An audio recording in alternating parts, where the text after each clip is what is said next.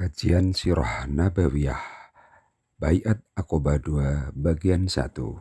Assalamualaikum warahmatullahi wabarakatuh. Waalaikumsalam. Innal hamdalillah nahmaduhu wa nasta'inuhu wa nastaghfiruh wa na'udzu billahi min shururi anfusina wa sayyiati a'malina.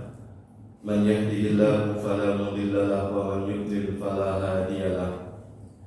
Wa asyhadu an la ilaha illallah wahdahu la syarika lahu wa asyhadu anna Muhammadan abduhu wa rasuluhu la nabiyya ba'dah. Qala Allah ta'ala fil Qur'anil Karim, ya ayyuhalladzina amanu taqullaha haqqa tuqatih wa la tamutunna illa wa antum muslimun. Allahumma shalli wa sallim ala nabiyyikal karim Muhammadin wa ala alihi wa sahbihi ajma'in. Allahumma 'allimna ma yanfa'una wanfa'na bima 'allamtana, rabbana zidna 'ilman warzuqna fahman. Bapak-bapak, ibu-ibu, jamaah kaum muslimin dan muslimat yang saya cintai karena Allah Subhanahu wa taala.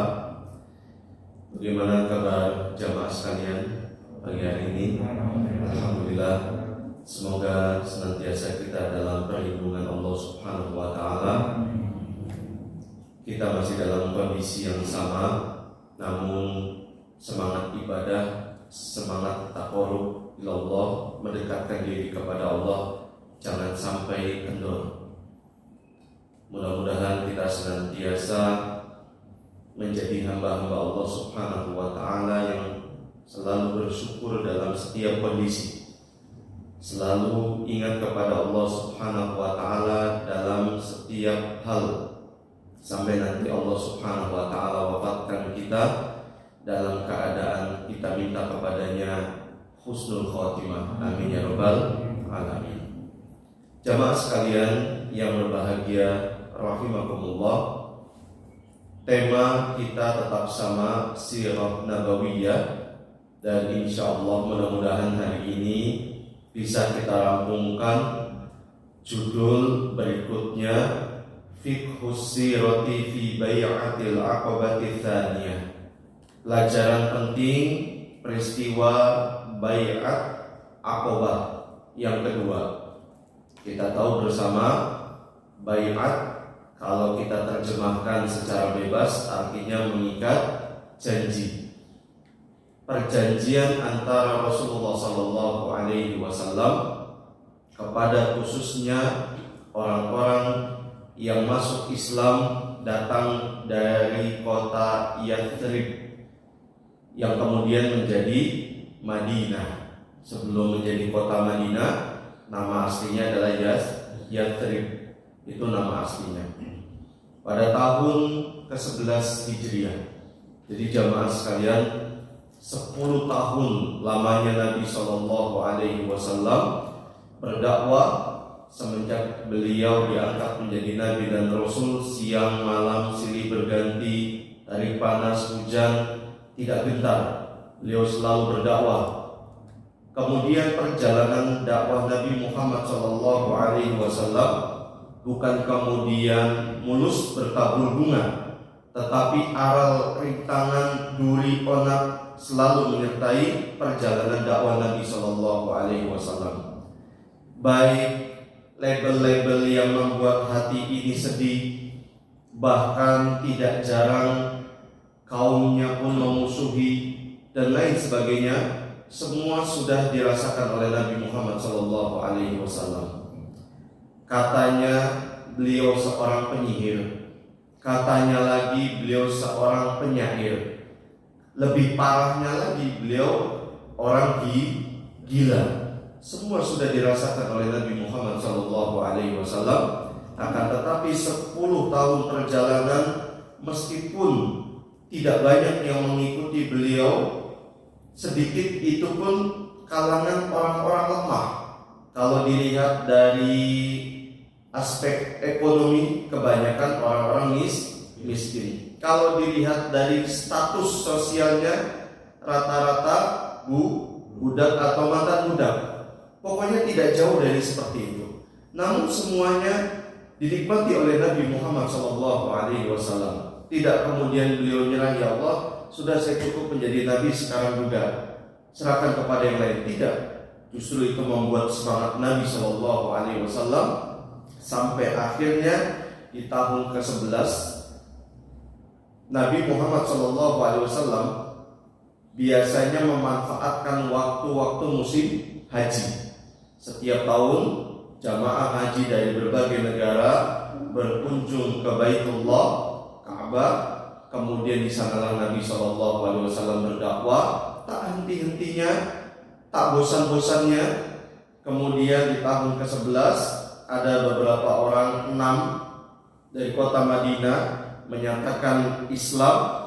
Lalu 6 orang ini kembali ke kota Madinah, menyebarkan Islam kepada keluarga dan orang-orang yang memungkinkan untuk menerima Islam. Lalu pada tahun berikutnya ke berapa? Berarti 12 di musim haji yang sama, ada sekitar 12 orang tambahan, lumayan 2 kali lipat dari tahun sebelumnya. Lalu yang 12 ini kembali lagi, yang pada tahun 12 kemarin dikenal dengan Baiat Aqobah yang pertama. 12 ini kembali lagi ke kota Yathrib, Madinah nantinya, berdakwah kembali. Kemudian di tahun yang kedua, hampir mau musim haji, disinilah terjadi semacam dialog yang dituturkan langsung oleh seorang sahabat Ansor, Jabir bin Abdullah radhiyallahu taala anhuma. Dia sedang berdiskusi bersama beberapa sahabat lainnya sesama Islam, sesama muslimin. Sampai kapan kita akan membiarkan Nabi kita diintimidasi, diolok-olok, diejek, disakiti? Kenapa tidak kita biarkan tempat kita ini menjadi persinggahan dan wadah dakwah beliau yang mulia? Ringkas cerita, Jabir mendapatkan respon yang baik dari kaum muslimin yang saat itu sudah cukup banyak, hingga kemudian mereka bertekad kuat sebanyak 70 orang. Alhamdulillah, sudah berapa kali lipat dari tahun sebelumnya, 12 menjadi 70 berapa kali lipat, dihitung sendiri. Kemudian pada tahun berikutnya, maksudnya pas musim haji, 70 orang ini berangkat ke kota Mekah untuk melaksanakan ibadah haji. Seusai melaksanakan ibadah haji, Nabi SAW kemudian bersama mereka melakukan satu perjanjian yang dikenal dengan Baiat, dan disitulah kemudian nanti dinamakan dengan Baiat Aqobah yang kedua. Di Aqobah letaknya di mana? Yang sudah pernah ke tanah suci melaksanakan ibadah umroh atau haji khususnya, di Mina. Seusai melaksanakan itu, Nabi SAW berbaiat. Jadi tata cara baiatnya Nabi SAW, beliau mengulurkan tangan yang kemudian disambut oleh para sahabat seperti itu semampunya, kecuali wanita tidak. Nabi Muhammad SAW bersabda, "Inni la usafiqun nisa." Saya tidak pernah menyentuh tangan wanita yang bukan mahram saya.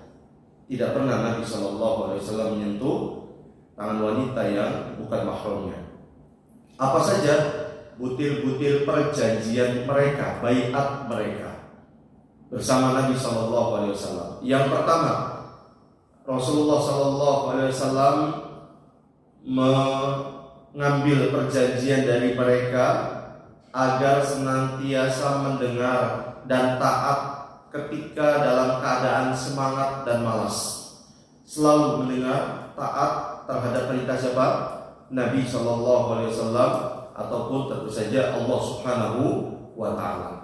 Orang yang mendengar dan taat kepada Nabi sudah dipastikan dia berarti dengar dan taat kepada siapa? Allah Subhanahu wa Ta'ala. May yuti'ir rasulah faqad ata Allah. Barang siapa yang mentaati Rasul, pasti dan sudah barang tentu dia itu mentaati Allah Subhanahu wa Ta'ala. Sebab yang disampaikan Nabi bukan hawa nafsu. Wa ma yantiqu 'anil hawa in huwa illa wahyun yuha. Yang diucapkan Nabi adalah wahyu dari Allah Subhanahu wa taala. Yang kedua, menafkahkan harta dalam keadaan sulit maupun lapang. Menafkahkan harta dalam keadaan sulit dan lapang. Ini baiat yang kedua. Yang ketiga, harus menciptakan amar ma'ruf nahi munkar. Ini yang ketiga. Yang keempat, berdakwah, mengajak manusia ke jalan Allah dan tidak takut dengan celaan orang. Ini yang keempat. Yang kelima, menolong Rasulullah Shallallahu Alaihi Wasallam apabila beliau datang nanti ke kota Madinah, ataupun dalam keadaan setiap saat sebagaimana mereka akan datang melindungi, menolong istri, anak, dan keluarga mereka. Ketika lima ini mereka penuhi, walakumul jannah. Kata Nabi alaihi salatu wasallam, janji Allah kepada kalian adalah surga.